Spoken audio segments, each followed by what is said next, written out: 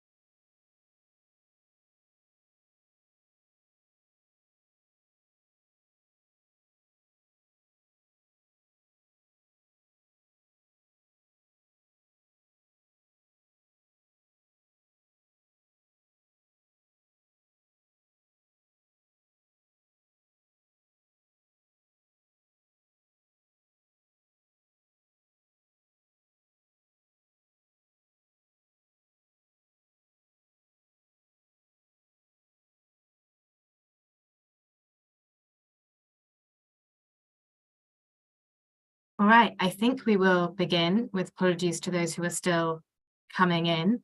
Hello, welcome to the 2023 Progress Report Reducing Emissions webinar live Q&A. My name is Sophie Vipond. I'm the Head of Communications and Engagement at the CCC. We're really grateful that you've all joined us today. So based on some feedback we've had, we're actually taking a different approach to events around the Progress Report this year. As many of you will have seen, we published a video featuring Lord Deben, Chris Stark and Emily Nurse on the day that we published the Progress Report.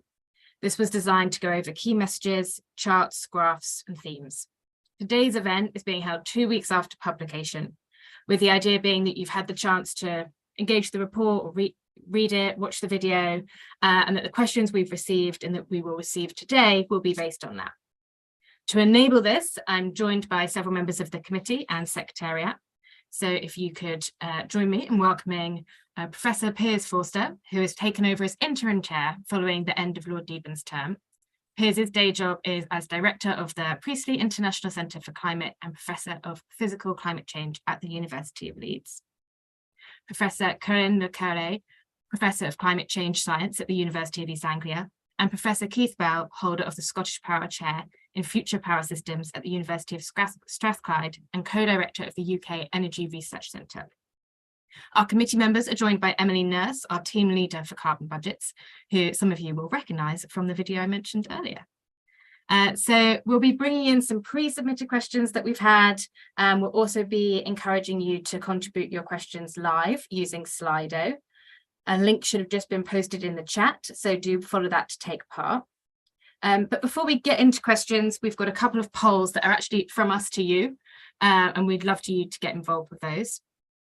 You'll need to click on the link in the chat or go to slido.com and use the code 3180899 to take part. The first poll should now be appearing on your screens, so please do add your votes. We'd like to get your views on how you find out about what's in our assessment. You can click more than one option, and please do if you use multiple options. This is particularly important to me as head of comms. We intentionally produce our content in multiple ways, aware that it has different uses to different types of stakeholders. So yeah, please do select those, and we'll be doing a brief reflection on this between Emily and myself, who are the people that kind of decide what we prioritize to use as outputs around the report. Interesting to see those kind of go up and down live. And I think we are overwhelmingly seeing the importance of the role of the executive summary, which is great news to our team who do slave over it. Emily, I don't know if you have anything you wanted to reflect on that. I'm looking now as a change. I agree. It's actually quite reassuring actually that people are reading the executive summary. We put a lot of effort into getting the key messages from the report in there. So really happy about that. Brilliant. And that will definitely inform what kind of outputs we use as we go forward in our planning. If we can move on to the second poll, which is about the kind of content of the report. So the next poll is, which sectors' decarbonisation plans are you most concerned about? So this could be following our report, you've kind of been informed by it and this is your output, or following our report feeling like we haven't quite got it right and we should be more concerned about that. Kind of both approaches we're very happy to kind of hear about, but interesting to see which ones go up. Not hugely surprised by the first couple, although I am slightly surprised by surface transport. So maybe we will give it a minute and then I will invite the committee members to jump in and see if they've got any immediate reflections. Please do feel free, any of the three of you, to jump in on this.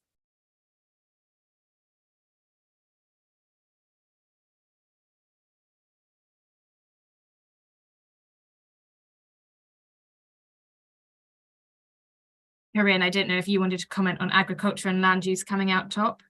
Yeah, absolutely. I mean, if I were to answer this question, that's what I would have chosen myself. I mean, the sector is not moving, is difficult, is diffuse. There's the part that is the agriculture, but there's also the restoration of peatland, and there's also the enhancement of carbon sinks from planting trees, which is processes that take really a long time. So I think the audience is very well informed in identifying those as being really rather difficult, blocking at many places in terms of policy progress. I'm sure we'll have the chance to go into this in the discussion later on. Thank you. And if any thoughts on surface transport coming out above aviation? Maybe well, we just perhaps I'll brief comment on that. Yeah, that interesting, because if you look at the report, you see actually we are on track, in fact, currently, in terms of the number of electric cars that are being sold, but perhaps it points more towards really what we have kind of coming up to do in terms of rolling out the kind of charges, of course, but also in terms of trying to prevent further road building that is unnecessary, and trying to get people to get back on public transport and other things. So I think that's quite interesting. I guess it's also worth reflecting that it is the highest emitting sector. So this is probably why it's really in people's minds. There's a lot to do there. Yes, and also potentially concerns about recent coverage in the British press, which has not been hugely positive in favour of the transition to electric vehicles. So a few things that could be kind of influencing that. Thank you. We will definitely take this away and reflect on it, and it's going to inform a lot of the work that we're doing over the coming year. But we are going to move on to questions, as this has been billed as a Q&A, and it can't just be questions from us to you. So please do submit your live questions. What we've done is take the pre-submitted questions and group them into kind of key themes, which I'm going to pose to each of the panel members here, and then we will pivot to some Slido questions. So I will take this public opportunity to remind our panelists that we are trying to keep questions and answers short so that we get through as many as possible, but also appreciate that some of these questions that we've got, we kind of have whole reports on them. So please do bear with us as we go through these. Emily, if we could start with you. We've had questions relating to the report findings and the data used. A climate specialist at a Mid-Devon District Council asked us what changes in pace were observed in this report, which progress indicators and sectors have skyrocketed and which have stagnated. Okay, yeah, happy to take this. I guess I probably wouldn't use the word skyrocketed for anything, to be honest.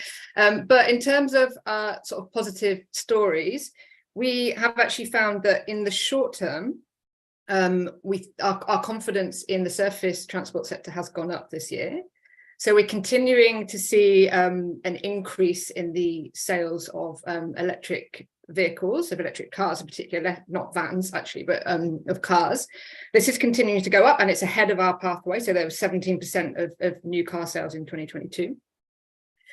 In addition to that, there's actually less traffic now following the pandemic. So the rebound from the pandemic traffic came up, but it's reached what appears to be a kind of steady state, and it's 5% less than pre-pandemic levels. So these two things combined are actually have increased our confidence in the short term. So over the fourth carbon budget period, which is this year up to 2027. So this is good. We are more concerned in the sort of longer term in this sector, and I was interested to see that this was coming third in the poll there. But there are some concerns over enablers like charging infrastructure and things like this, and also delays in this sector. So there is some concern in the longer term, but in the short term, our confidence has gone up. In terms of stagnation, I'll start with a sector that actually I was interested to see didn't seem to make it in the top few in that poll, which is industry. So this is something where we really, our assessment has gone down this year, and it's actually the one that we identified to have the largest gaps when we're looking at in the sort of 2030s, the gaps in policies, so largest risk. And it requires real deep decarbonisation, 70% reduction by 2035 compared to 2022 levels in emissions. So it requires a lot of action there. And what we're seeing in particular, we've noticed policies in industrial electrification are really lacking. And the carbon budget delivery plan that came out in March from the government that gave the detail of how the emissions reduction will be coming from the government made it really clear that the steel industry is really relying on this, but there's no policies backing it up. And there's a lot of emissions reduction that's projected from that, but we don't see the policies there. So our risk in this sector has gone up. So this is a worry to us. And I also wanted to say, in terms of indicators, we're really quite concerned with the land use indicators. So this is obviously a sector that was really high up there in the poll. In particular, tree planting rates are low. They need to double in the next couple of years. And this has this is a knock-on effect. So it can affect emissions in the future. It's really quite a worry. And also peatland restoration rates are still far too low. So I think they were the ones I wanted to draw out. Thanks, Emily. That's really helpful. Piers, I'm going to come to you next. We've had a question from a planning specialist at a leading NGO, which asked how much of a net zero test for all new planning and policy decisions would help the UK reach its targets? Yeah, I think that's a really interesting question. Yeah, one thing we point to in the report is that we really have to reform the whole way the planning processes work, and part of that is to really make it compatible with the pace of the net zero transformation the government wants to achieve. We are particularly seeing currently quite bad blockages to the infrastructure we have to build of how decarbonizing energy supply and building the necessary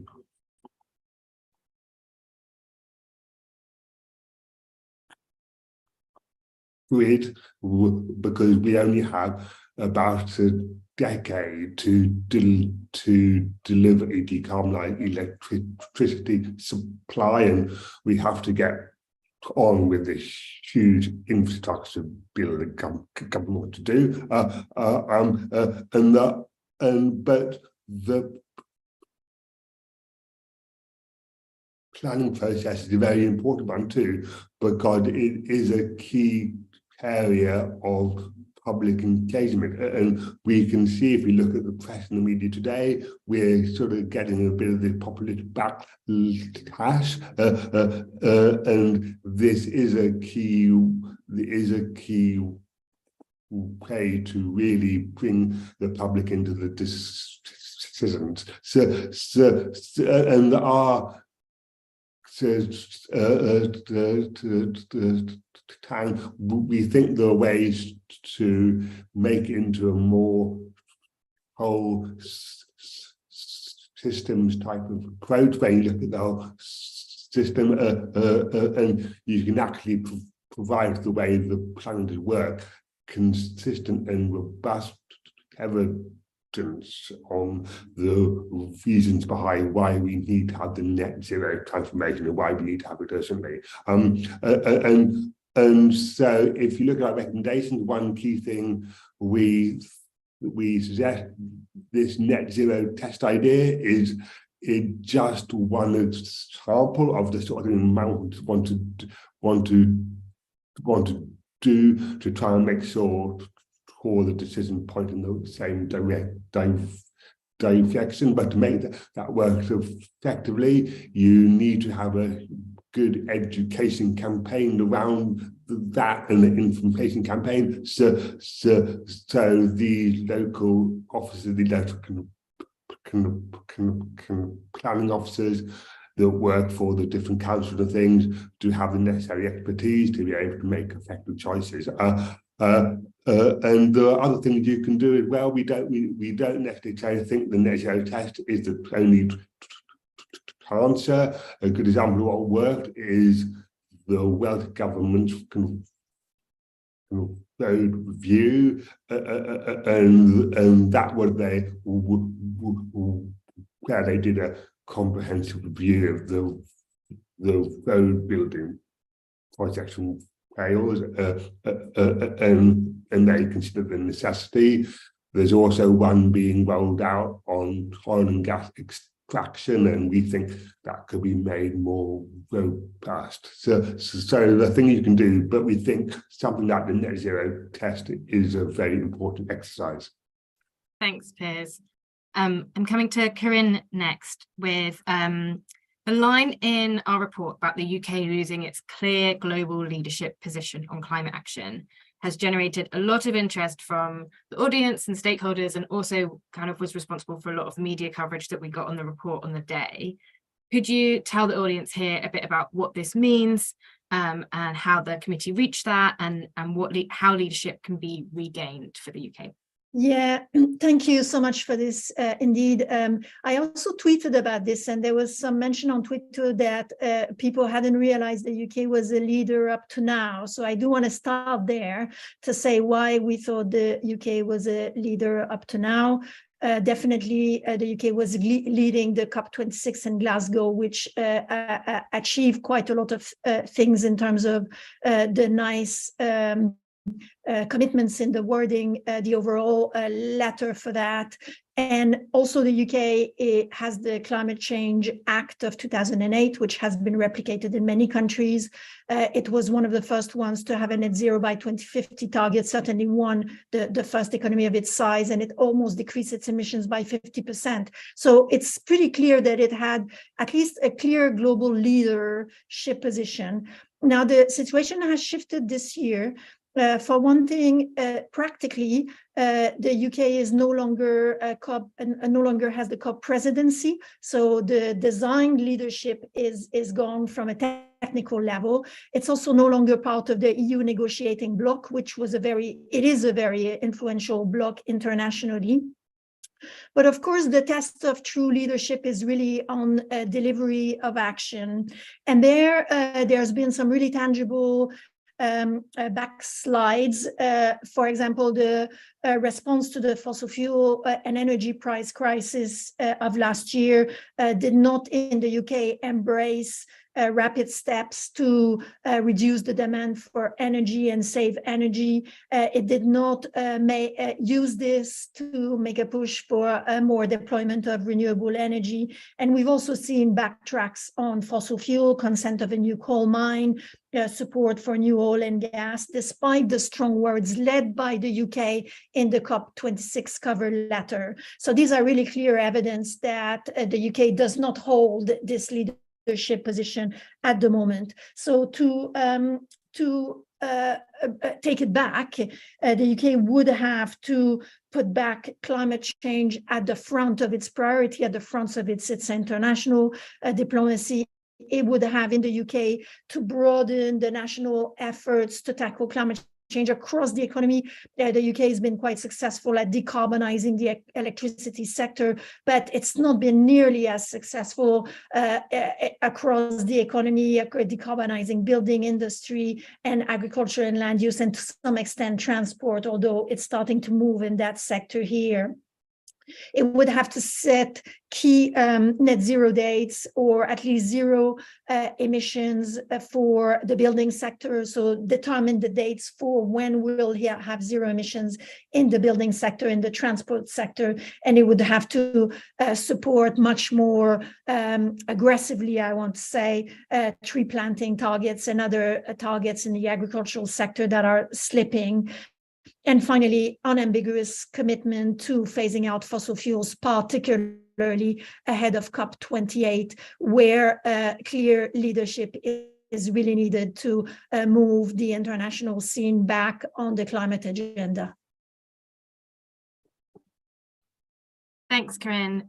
Before we go any further, Keith, I'm aware that we've got a kind of opening question for you as well. There's a lot of conversation on this in the Slido chat already, so I wondered if we should just open it up to the panel now. The UK's leadership responsibility, but also any debates around the UK taking responsibility for historic emissions, decarbonising faster than countries in the global south, and whether that's something that the UK should be responsible for. I know that we've talked about leadership in many different guises. So Piers, Keith, if you wanted to add anything on UK leadership, now could be a time. Yeah, perhaps I will try and give an optimistic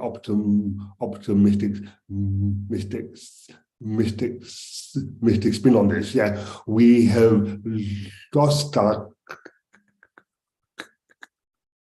clear leadership position, but I think there is opportunity for the UK to get that leadership position back, and they're not necessarily a country out there that has that leadership position currently. And I think one good thing about the country that we had very good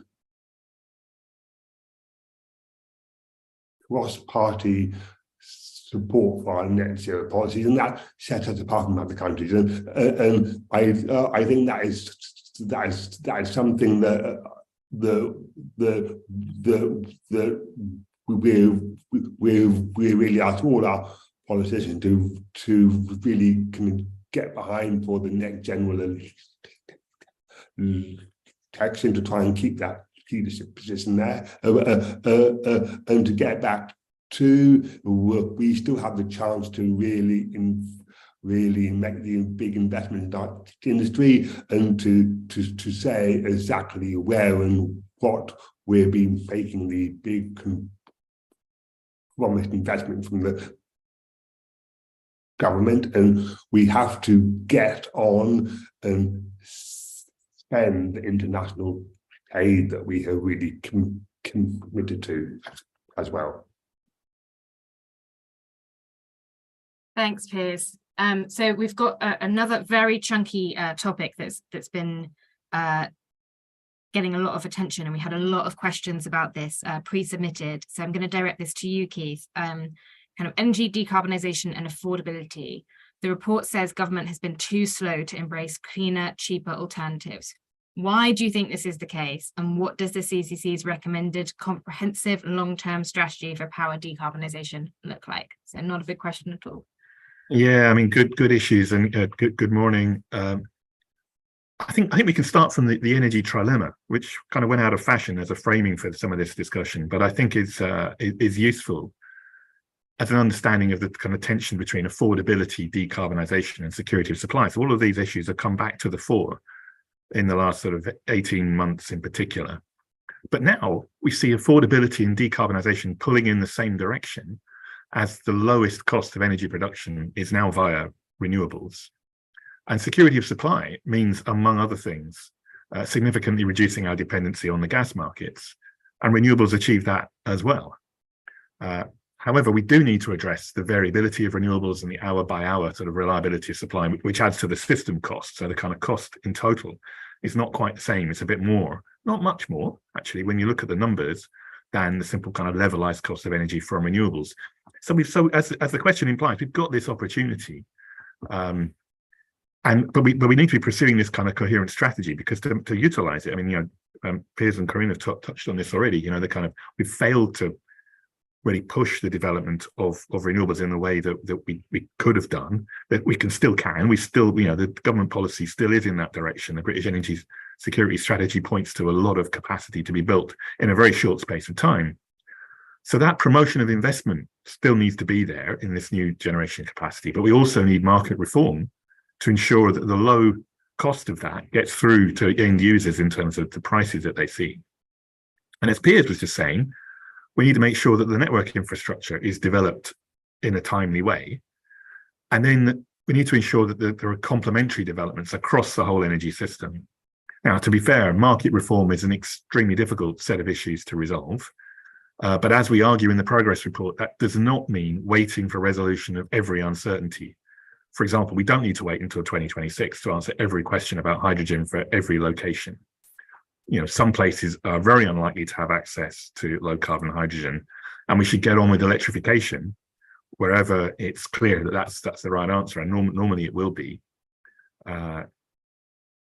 Crucially, a strategy, I think, means being clear also about who is responsible for what and empowering those parties. So a major part of the energy bill, which has been slow to arrive and slow to progress, is about the role of the future system operator in respect of strategic energy system planning. But from what I can see, there's still quite a lot to be decided about what that means in practice and how that future system operator's remit interacts with those of the regulator, Ofgem, and of the network owners. So National Grid ESO, the electricity system operator, is being tasked with becoming that FSO, and that has a lot of work to do to build up its capability to take on that role. And of course, the other big thing is about planning, which we've touched on already, so I won't repeat all of that. On the positive side, work is being done, but and this is the frustration, I think. Many of the issues and the opportunities have been known about for quite a long time, and we do need to greatly increase the pace in delivery. Thanks, Keith. Looking at the Slido questions that are coming through, thank you all for submitting these and for voting on them. Our most popular question by some way is from Caroline Lucas, Green Party MP. I'd like to take an opportunity to thank her for all the work she's done in this area over recent years, many years. So she asks, the report is critical of over-reliance on technologies that aren't yet scalable. Which technologies in particular, and is it time for demand reduction strategy? I don't know who on the committee wants to jump in first. Well, let me talk about demand. So demand for energy specifically, and then as we can also talk about demand for travel, mobility questions and how you meet that demand, demand for different foodstuffs and how you use land and all that sort of stuff. But in respect of demand for energy, I mean, the kind of obvious thing, which is part of the kind of government strategy insofar as it goes, is about electrification. So naturally, when you electrify use of heat in buildings and you electrify transport, you deliver energy efficiency.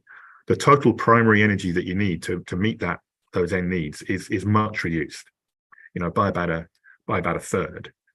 And then there's all sorts of measures also that we could and should have been implementing in respect of how much heat do you need? So electricity is really efficient in a heat pump in converting electricity into heat. But how much heat do you need? And that, of course, that depends on the the energy efficiency of the building, the insulation. So we could and should have been getting on with that. So so demand reduction in that sense does not need to imply anything about constraining economic activity at all. It's still meeting end user need, but doing it in a much more efficient way. So I think there's no reason why not to. Yeah, okay, there's low hanging fruit and kind of more difficult stuff, but let's at least let's get on with the easier stuff. And we can develop means of addressing the harder stuff as we go along. Brilliant. I think both other committee members want to come in here. So, Corinne, can I come to you on demand and then Piers over to you after that? Yeah, absolutely. I mean, regardless of whether technologies work or are risky or not, I mean, we really should also use the levers of demand reduction for many reasons. One of them, as we mentioned in our report, is contingency plans.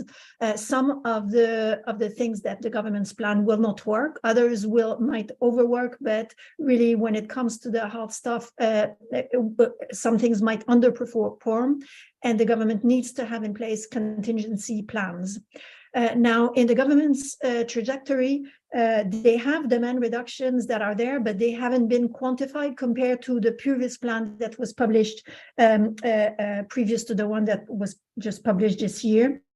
And so this is, in a sense, a backslide that the government has done on the wish to use demand reduction levers. So we have encouraged in our report to quantify these levers so that we know what the intention is and that the government puts some policy in place for those.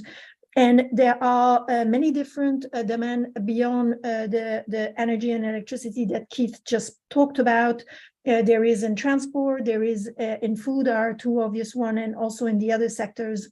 And one of the elements of the demand reduction is that the right choice, so to speak, for demand really needs to be accessible. So there are questions that about the existence of the options, the low carbon options, the choices people have, and the prices that they are at, so that people can access lower demand options. One of the options that we have a little bit flag is really the car, because the emissions in the existing fossil-based cars have not decreased because the cars are becoming heavier, and therefore having the choice for and encouraging the production and the availability of smaller cars, either through regulation or through other means of support, is in fact a demand reduction measure that would control the choice to the consumer and encourage the consumer to make the right choices. So there's that kind of option. There are also options to better link diets and health and environmental benefits of better eating, which haven't really been embraced by the government, and we encourage those in our report. So I will stop here. Thanks, Corinne. I'm going to come to Piers now, and then I've got a question, one of the pre-submitted questions for Emily that I actually think should follow immediately after this. So Piers first, and then I'll come to Emily. Yeah, well, the first thing I want to say is I want to thank Carlisle for her main job as all her time as MP, and it's really good you out-survived our Tax Committee chair, so I do think you're going to win the competition. Okay, to talk about demand in a more general sense, that if you do talk to psychologists, in fact, really trying to change people's behaviour is one of the most challenging things to do, and we do see the pushback in the papers currently, and it's also beginning to bring down governments like the Dutch government has just resigned in the Netherlands. So I think the government is probably nervous about really trying to push consumer behaviour, but I think it has to understand that a lot of demand reduction can be achieved by really empowering consumer choices, and it has good co-benefit for air quality, for our health and our diets, and that you can really sell it on the optimistic positive and the jobs,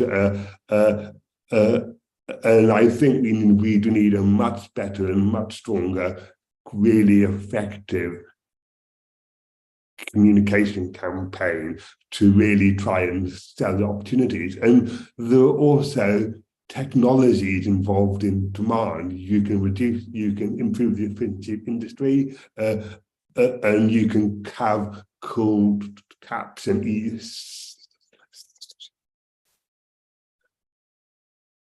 scooters to scoot around your town and things, and support British businesses that way. So it's not all about a politician that try to change someone's behaviour. You can really empower our technology to also improve energy demand. Thanks, Piers. So we had a question pre-submitted that I wanted to come to, which is specifically about the transport sector. But Emily, maybe you could then broaden it out a little bit from there, which is how much the committee anticipates a modal shift to contribute to transport emissions, because it's not something that's been included in the carbon budget delivery plan quantifiable pathway. Yeah, thanks. This is a really interesting question, because just for a bit of context for everyone, one of the things that we noticed in the carbon budget delivery plan that came out in March this year, which was, as I said before, a much more detailed breakdown of emissions reductions expected in the government's plans compared to the net zero strategy that came out at the end of 2021. It did not include a quantified estimate of most of the emissions reduction we'd expect from reducing car traffic. So Corinne already mentioned this. That was included in the net zero strategy, but it was not included in the quantified plans in the carbon budget delivery plan, which we found to be quite interesting, and we looked into this. So the net zero strategy estimated about 8 megatons by 2030 could be saved, so emissions reduction of about 8 megatons by reducing car traffic. For context, that's I think about 20% of the total reduction in surface transport sector, so it's sizable. And this is similar to our pathway, so we had similar levels of reduction by 2030. As I said, this was not included. The plans that were in the net zero strategy to support this, policies and so on, which were quite minimal in the first place, were there, but they were listed in the unquantified plans, which sort of for us was implied a bit of I guess a lack of real commitment in this area. So lack of really committing to what government wants to achieve here. Lack of being able to track progress against plans and really understand what plans are trying to achieve. So for us, this was interesting and really not good news that this happened. While we're on transport, I guess the other thing to maybe come to is aviation. So government is actually really committed to aviation growth, and in fact, their trajectory sees a 60% growth in passenger demand by 2030 compared to 2022 numbers, which themselves are quite below pre-pandemic numbers still. And there's no plans to limit this growth. Our pathway does have plans to limit growth in demand in aviation. And limit growth, I'm not saying reduce numbers here. So just to make that clear, it's limiting growth. And if we followed our trajectory, which allows less growth than this, then by 2030, there'd be an extra 5 megatons of emission saving. So you can see we're sort of, by not committing to these, we're, as I've mentioned before, putting things really at risk, because these extra bits of emissions reduction that could be achieved, there's the co-benefits that go with them. And these are not happening, and we can't really discuss or track progress if we can't see a clear plan and trajectory from government. Thanks, Emily. I think that's really important. I'm glad we got an opportunity to touch on that issue. One of the most highly rated, is that the correct terminology, questions in the chat is from Isabel Morris at RSPB, who asks, what role does the new Department for Energy Security and Net Zero have, and are you concerned that the department only sees itself as an energy department? Corinne, I think you were going to come in on this. Yeah, thanks.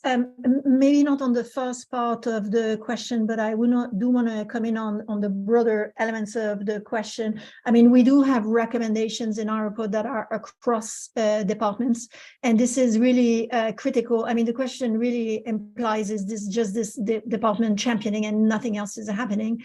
And I mean, the concern is really fundamental. I mean, all the departments really need to have ownership of the actions that concern their department. It needs to be cut across department. Now, of course, the DESNES, so the Department for Energy and Net Zero, has a bigger share of our recommendations, just because there are more aspects of the transitions that relate to it, and energy is such an important part of it. But I do want to flag that we have a lot of recommendations and a lot of priority recommendations for DEFRA, who takes care of the agriculture and land sector. And unfortunately, a lot of those recommendations see progress, but insufficient progress. And so we are able at the CCC to follow about 300 recommendations, if I may say, across department. And the way that the government structures itself then becomes a choice for them. So I don't know if the other members of the panel want to add on the specifics of the choices there. Keith Pears, I will open to you. Maybe I'll just compliment while just to let other people on the panel the chance to think. But this question is in a sense linked to another question on the current and future road building strategy. So we made a recommendation on this in our report, and we recommended that the government does look at this road building strategy to make sure that it is coherent with the net zero trajectory towards net zero and targets. And this aspect is related in a sense because the coherence across government decisions, even those that are seemingly unrelated to climate change, is not insignificant. In the case of the road building strategy, of course, is really quite central. If you build more roads, you will have more cars, you will potentially have more emissions from current emission cars, and also emissions from building all the new infrastructure that is related to this. So it's really important that this moment of coherence is done very early in the design of incredible new infrastructure strategies, such as the road building strategy, to make sure that the government doesn't lock in decisions over decades that will then lead to more effort or more cost, or just lock in infrastructure and assets in the future. So the planning, permissions, and the development of the economy in general needs to completely be aligned with the carbon targets. Thanks, Corinne. Just looking at time, I think it would be good to get a couple more kind of sector-specific questions in.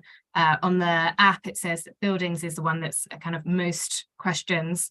So picking up on one of those, what would the top 3 key asks from the government to encourage growth in the heat pump market in the UK, whilst comparing the UK to other EU countries?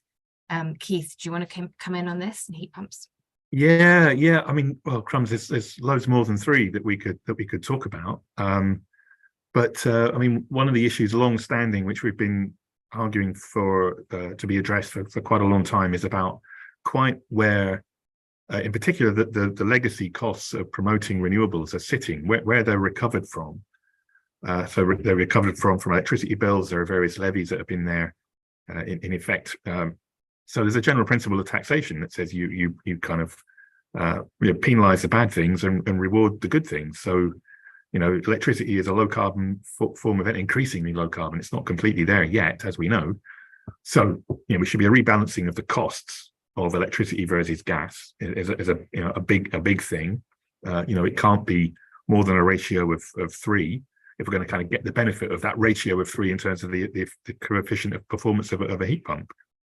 I think we need clarity as well on, kind of the solidified policy, if you like, so that the supply chains can build up. So there's still difficulty in finding an installer, a supplier of heat pumps and getting the whole thing working.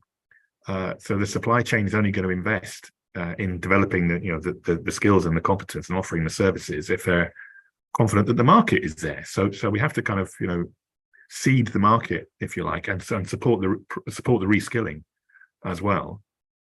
And another thing we've been talking about again for quite a long time is giving clear signals on the future of fossil fueled heating.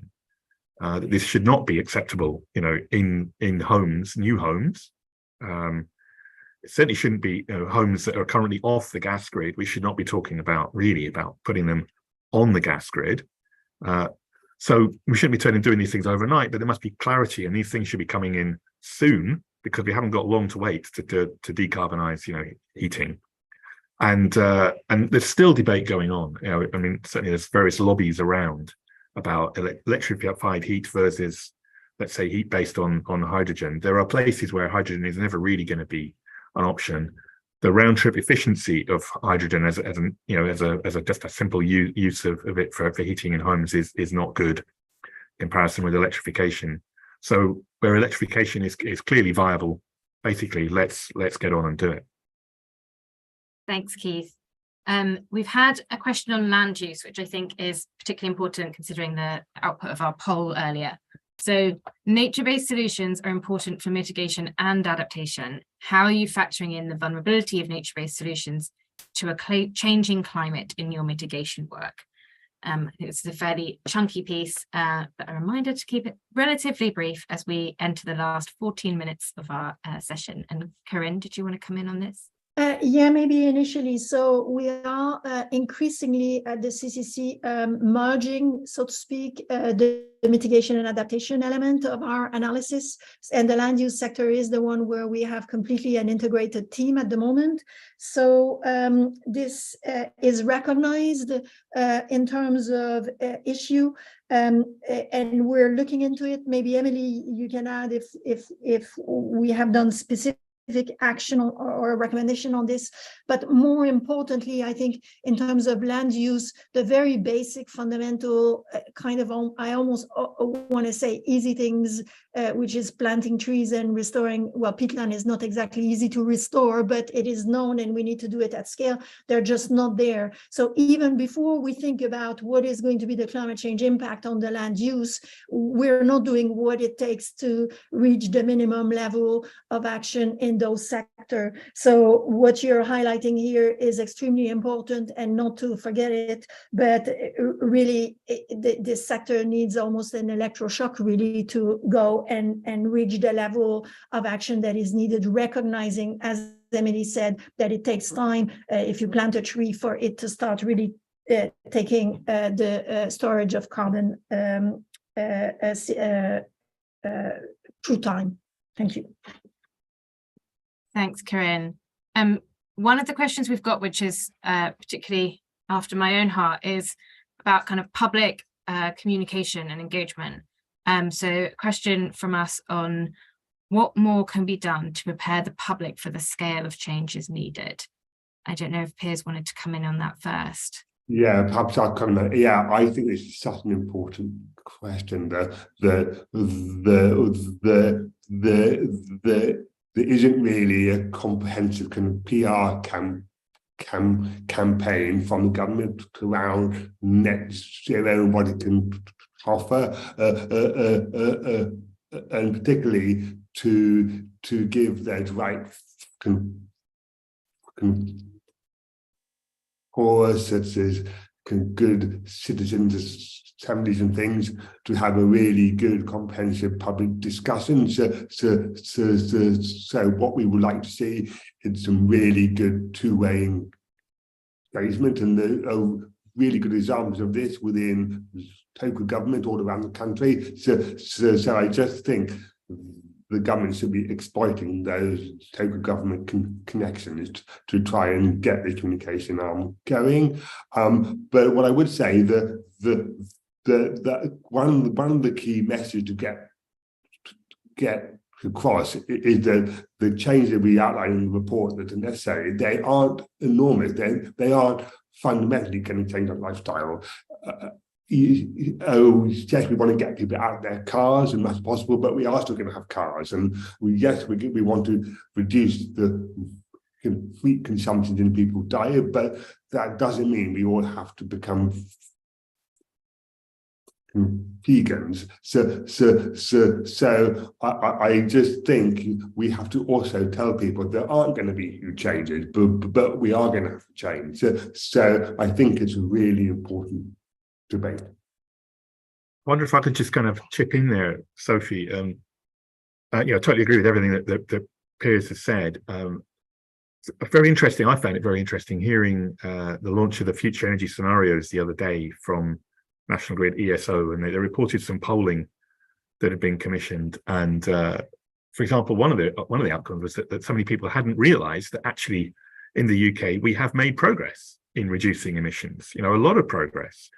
And picking up Piers' point about lifestyle change, I mean, that hasn't adversely impacted our lifestyles. Now, there's a lot further to go, of course, but I agree with Piers that it's not kind of completely radical changes to how we do things in order to achieve that. So that message wasn't realised, and it's not being communicated. Another kind of simple message was about heat pumps and how people respond to them. When they were told it would reduce dependency on gas, they got a much more favourable response. So they're relatively simple messages, and I think there's a lot comes back to leadership, and I think political leadership. I think again, Piers earlier mentioned the political consensus that we've mostly had since the Climate Change Act came into being in 2008, political leaders do so much in setting the news agenda. So what sort of things do we hear about? What sort of things get talked about? I think there could be a lot more active engagement from all sides politically in raising awareness of these kind of relatively simple messages about climate change and the action that we can take just to improve understanding, because all the opinion polls suggest that when the understanding is improved, support is already strong and gets stronger. Yeah, I think that's a really good point, Keith. Corinne, I think you wanted to come in here as well on work. Yeah, just very briefly on really the broader aspect of the question. One way is to articulate, so make it obvious what it means to people. And there's two angles here. The first one is on workforce. There's going to be sectors that will grow, sectors that will need to shrink, and sectors that will need to adapt to the new economy around tackling climate change. And the government really needs to set out in details how it will work with the Volvo administration to really clarify what the evolution is going to be, who's going to be affected, who not affected, and how they will be accompanied. And same thing, we've not talked about funding fairness, but that's really an affordability. This is really, really critical for engaging a broad range of people in making action. And the government really needs into looking at how current policies on climate change, but also outside, affect the capacity to pay of people, and what are the implications of taxes and actions are going to be for people of different revenue to make it accessible and fair. Thanks, Corinne. I think we're going to do one last question, and we've got a lot to choose from, but one thing that we haven't had an opportunity to discuss much yet is kind of local power. So our last question that I'll pick from the Slido is from Caitlin Rawlinson from the Centre for Cities, which is centralisation and lack of powers for cities and local authorities hindering progress on net zero targets, particularly for areas with more ambitious targets? Who wants to take that from the committee? Yeah, perhaps I'll go to begin with. Yes, you're absolutely correct. It is hindering delivery when local authorities are competing with each other, but we do see signs going in the right direction. There is the local government net zero forum, and this has now met 4 times, and there's opportunity to really put some political weight and some capital behind that, and to really make that work and to make that deliver. And we see this as a key role for the UK infrastructure bank, and this is where central government, and we really need to be brave too, as Quinn called about the workforce. The central government do have to decide in what parts of the country, in what sections of the economy are they going to support and change. So if they're going to build this big infrastructure, exactly where it will be and what are they going to do to support that. So we have to have some key decisions are being paid there as well. But yeah, so I would encourage local authorities to get involved with the local net zero forum as much as possible, and to really begin to come together to get the infrastructure bank to kind of support their absolutely fantastic work. We had a great several parts of the country last year, and we were so impressed by all you were doing without much support from central government. Thanks, Piers. Keith, I think you wanted to come in as well. Well, I think Piers has said a lot of it actually, and I would commend the reports that came out of that series of visits that Piers mentioned that we undertook last year. Yeah, I mean, the kind of emissions reduction and adaptation plans, for that matter, which we shouldn't forget about, have to be properly adapted to the local conditions, as well as, I mean, this links back to the point about engagement with the public.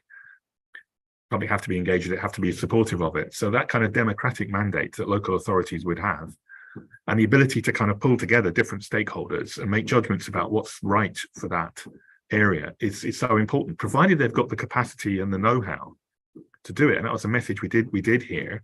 There's a lot that a lot of local authorities are trying to do with limited resources and limited kind of ability to access expertise. So absolutely, they have to be supported. And this kind of stop-start through some of the funding mechanisms is not very helpful.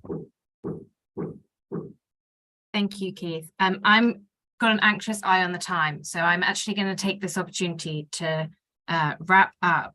But I've got some thank yous to do before you all log off. So my first is to thank our panelists today for their contributions.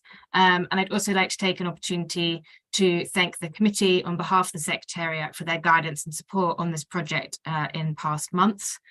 Thank you to Emily and her team for leading on the report process and creating a fantastically well evidenced and thorough document. We couldn't have done it without any of the people on the call today, so thank you. Thank you to our audience for your questions and for reading our report, for watching our video, for engaging with our content, for coming today. It is so important that we have you and we talk to you. I know that we didn't get to everyone's questions. I'm sorry if we didn't get to yours. We are going to go away and think about how to come back to people as much as possible over the summer to kind of engage on some of these key issues, potentially via LinkedIn. We're kind of looking at different ways, so please do stay tuned on that. If you have any further comments, concerns about our report, please get in touch with the private office. We do have that email address on our website, and we are available on social media as well. We look forward to kind of continuing to work with you. We'll send a feedback form round, so let us know what you thought of this, let us know what you thought of the report, let us know anything you want to share. And we look forward to kind of continuing to work with you in the coming months and re-engaging in the autumn. So thank you for joining today. Thank you to our panelists and have a lovely day.